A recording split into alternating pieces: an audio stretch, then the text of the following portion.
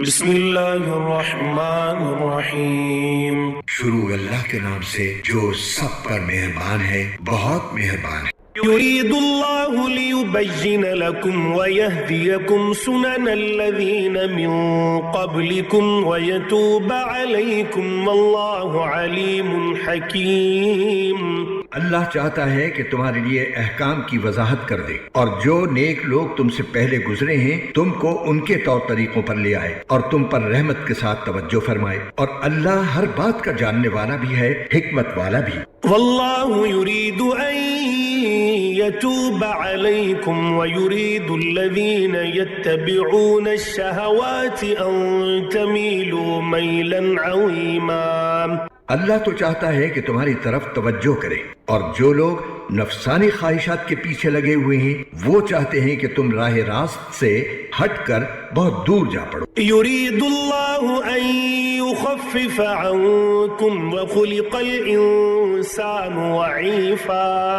اللہ چاہتا ہے کہ تمہارے ساتھ آسانی کا معاملہ کرے، اور انسان کمزور پیدا ہوا ہے۔ يا أيها الذين آمنوا لا تأكلوا أموالكم بينكم بالباطل إلا أن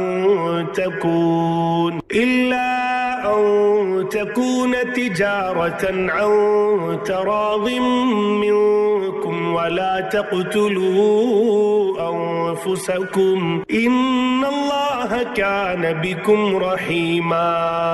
اے ایمان والو، آپس میں ایک دوسرے کے مال ناحق طریقے سے نہ الا یہ کہ کوئی تجارت باہمی رضامندی سے وجود میں آئی ہو تو وہ جائز ہے، اور اپنے آپ کو قتل نہ کرو، یقین جانو اللہ تم پر بہت مہربان ہے۔ ومن يفعل ذلك عدوانا وظلما فسوف نصليه نارا وكان ذلك على الله يسيرا۔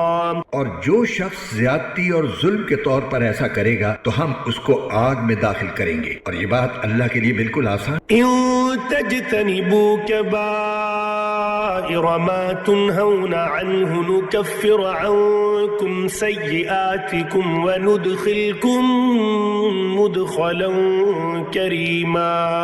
اگر تم ان بڑے بڑے گناہوں سے پرہیز کرو جن سے تمہیں روکا گیا ہے تو تمہاری چھوٹی برائیوں کا ہم خود کفارہ کر دیں گے، اور تم کو ایک باعزت جگہ داخل کریں گے۔ ولا تتمنوا ما فضل الله به بعضكم على بعض للرجال نصيب مما اكتسبوا وللنساء نصيب مما اكتسبن واسألوا الله من فضله إن الله كان بكل شيء عليما۔ اور جن چیزوں میں ہم نے تم کو ایک دوسرے پر فوقیت دی ہے ان کی تمنا نہ کرو۔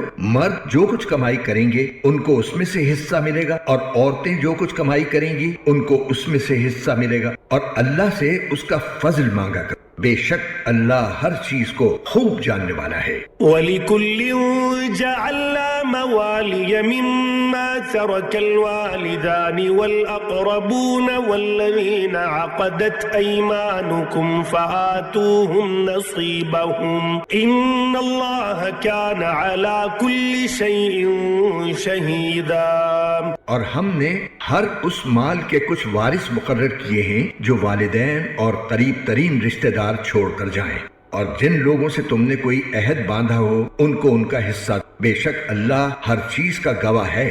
الرجال قوامون على النساء بما فضل الله بعضهم على بعض وبما أنفقوا من أموالهم فالصالحات قانتات حافظات للغيب بما حفظ الله واللاتي تخافون نشوزهن فعظوهن واهجروهن في المواجع واضربوهن فإن أطعنكم فلا تبغوا عليهن سبيلا إن الله كان عليا كبيرا۔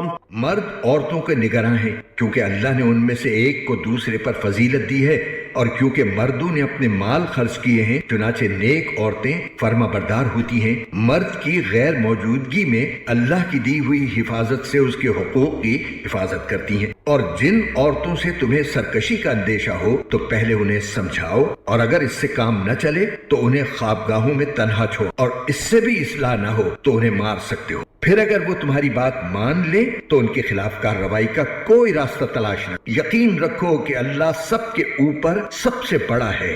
وَإِنْ خِفْتُمْ شِقَاقَ بَيْنِهِمَا فَابْعَثُوا حَكَمًا مِّنْ أَهْلِهِ وَحَكَمًا مِّنْ أَهْلِهَا إِنْ يُرِيدَا إِصْلَاحًا يُوَفِّقِ اللَّهُ بَيْنَهُمَا إِنَّ اللَّهَ كَانَ عَلِيمًا خَبِيرًا۔ اور اگر تمہیں میاں بیوی کے درمیان پھوٹ پڑنے کا اندیشہ ہو تو ان کے درمیان فیصلہ کرانے کے لیے ایک منصف مرد کے خاندان میں سے اور ایک منصف عورت کے خاندان میں سے بھیج دو۔ اگر وہ دونوں اصلاح کرانا چاہیں گے تو اللہ دونوں کے درمیان اتفاق پیدا فرما دے گا۔ بے شک اللہ کو ہر بات کا علم اور ہر بات کی خبر ہے۔